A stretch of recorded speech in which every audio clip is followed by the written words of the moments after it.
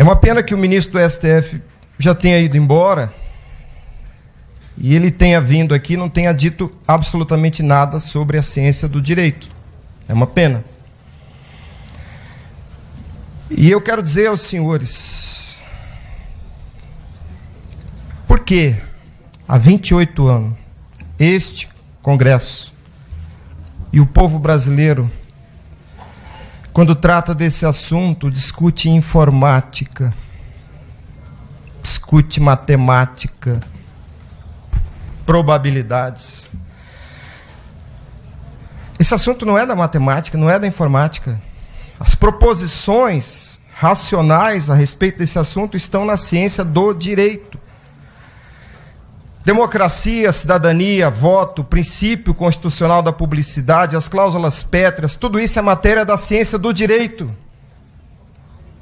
Não é da informática, não é da medicina, não é da engenharia.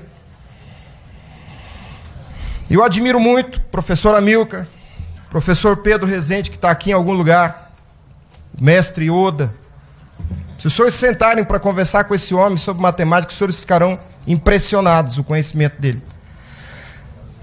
Mas o Estado não se constitui dessa disciplina, o Estado está na ciência do direito. E o que os ministros do STF tratam,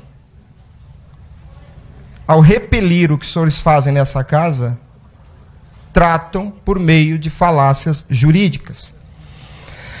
Se as proposições que orientam o trabalho dessa casa são orientadas pela matemática e pela informática, é muito fácil para eles refutarem o que os senhores fazem aqui. E por que eles insistem em manter o sistema desse jeito? Porque são eles que controlam a eleição. A eleição é um processo, o sufrágio é um processo. O ministro acabou de falar aqui e deu a entender a velha falácia de que sufrágio e voto são a mesma coisa. Pelo amor de Deus, sufrágio é algo totalmente diferente de voto. Sufrágio não é voto. Sufrágio não é direito ao voto. Sufrágio é um processo. Busquem a origem, o étimo dessa palavra e vocês entenderão. Voto é compromisso. Sufrágio é uma expressão metafórica que remete a uma decisão tomada debaixo da autoridade do fragor. A raiz dessa palavra é frangere. Colisão de partes. E que partes? Os votos.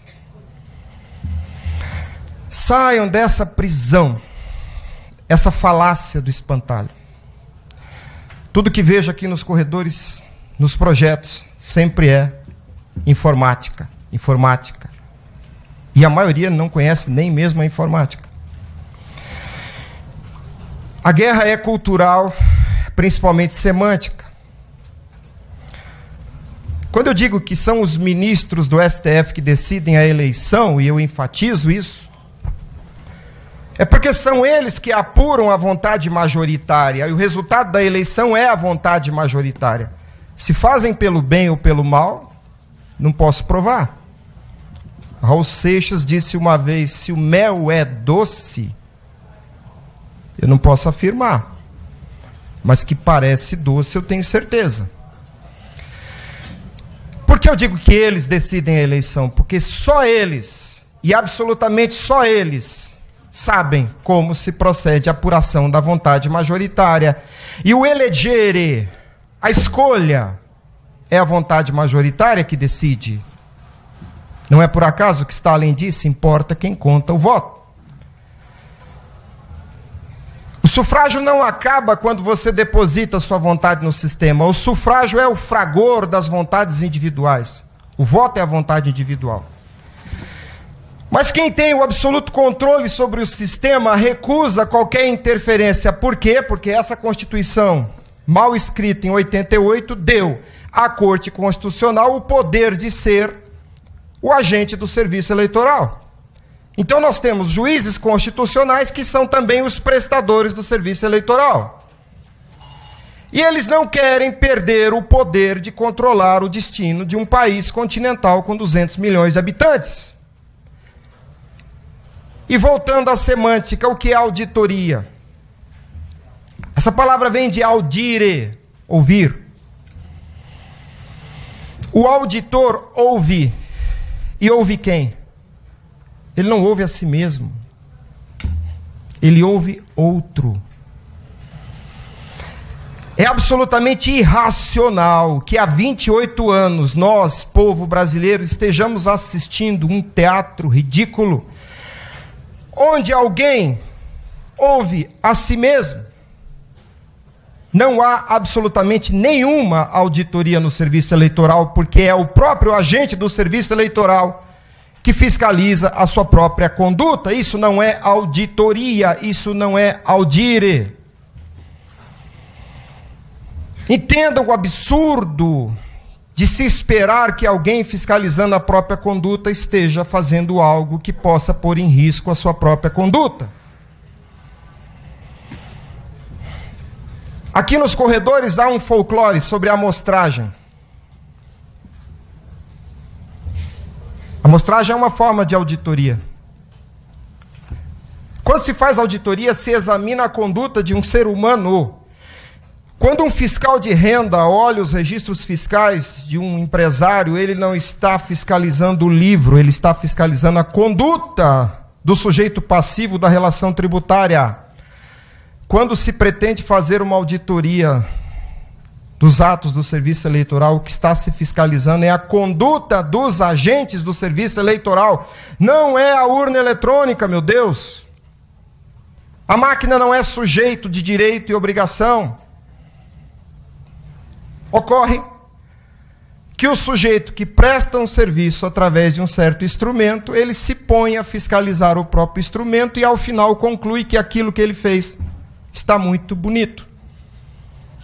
Quem propõe a amostragem abre uma porta gigantesca para que isso continue a ser assim. Porque a eventual amostragem será novamente conduzida por aqueles que deveriam estar sendo fiscalizados. E a amostragem é uma operação técnica que se faz quando o universo amostrado é conhecido na sua substância. A substância do voto é a vontade individual. Votos não são fungíveis. E se alguém disser que a amostragem é para mostrar o funcionamento do equipamento, o enredo piora. Porque olhar o que uma máquina faz não significa que eu sei o que a outra máquina faz. Vejam, o problema é semântico. Uma outra proposição folclórica que tenho ouvido aqui, tem que ser por PEC, porque PEC é mais forte. Estudem o controle jurisdicional de constitucionalidade. O controle de constitucionalidade julga qualquer espécie normativa. Emenda constitucional também pode ser julgada inconstitucional. O que os senhores têm que fazer é definir conceitos, porque o juiz militante atua no vazio conceitual. E se os senhores não sabem os conceitos, o problema não será resolvido. Muitas vezes eu chego em algum gabinete e o parlamentar me diz, não precisa falar comigo, você já tem meu voto. Senador, deputado, eu preciso que o senhor entenda o assunto.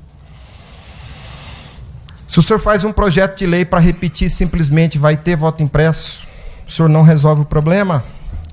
O senhor precisa dizer o que é o sufrágio. Qual a natureza jurídica do sufrágio? Por que o princípio da publicidade se aplica sobre o sufrágio? Quando ocorre o escrutínio do voto? Os senhores precisam entender por que a Corte Constitucional da Alemanha recusou o voto eletrônico. E as razões são jurídicas, não são matemáticas nem informáticas. Houve uma lei em 95, 9.195, 10.402, 2002, ambas prevendo voto impresso. Depois, 10.740, 2003, criando a virtualização do voto. Depois, uma nova tentativa em 2009, 12.34, 2009. Depois, em 2015, 13.165, 2015. E o que essa norma dizia? Vai ter voto impresso. Não há nenhum conteúdo jurídico nessa frase. Este Congresso recentemente tomou uma atitude inteligente quando tratou do tema do marco temporal. Este Congresso definiu o instituto jurídico. Os senhores fazem fonte da lei. Os senhores é que têm o mandato, a investidura política para dizer o que é o instituto jurídico. O juiz militante atua no vazio conceitual, como prevê o artigo 4º da Lei de Introdução ao Direito. Vejam, o tempo já acabou. Nós temos que afastar palavras como confiança. Confiança é confidere, fidere, fides, fé.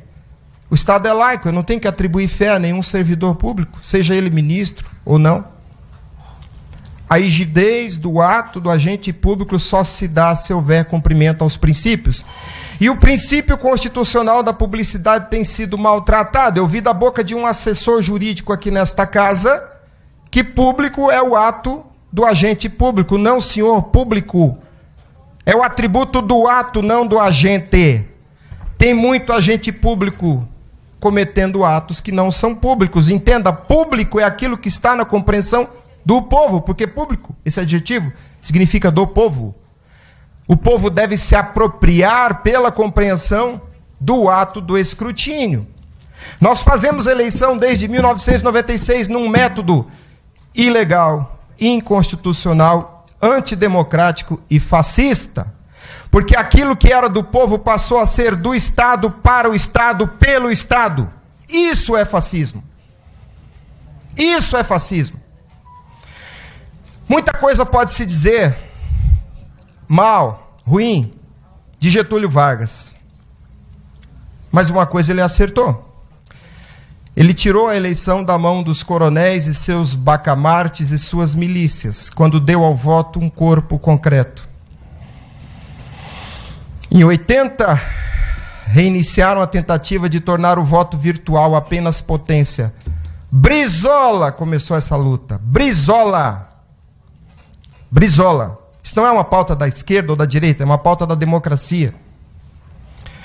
Se o voto é eletrônico, senhores, o voto é feito de elétrons. Nenhum ser humano nesta sala tem nenhum sentido atribuído por Deus que lhe permita conhecer elétrons.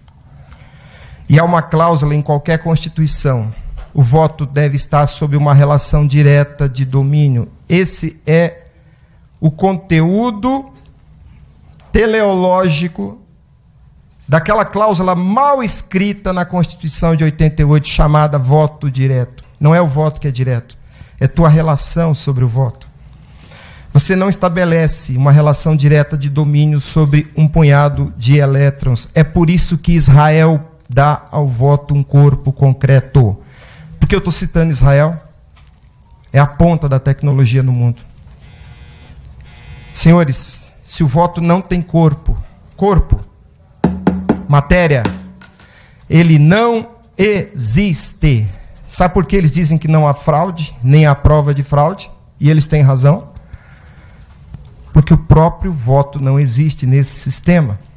Não dá para falar isso aqui em 10 minutos. Isso aqui é uma aula de 5 horas sobre semiótica, semântica, etimologia, hermenêutica constitucional.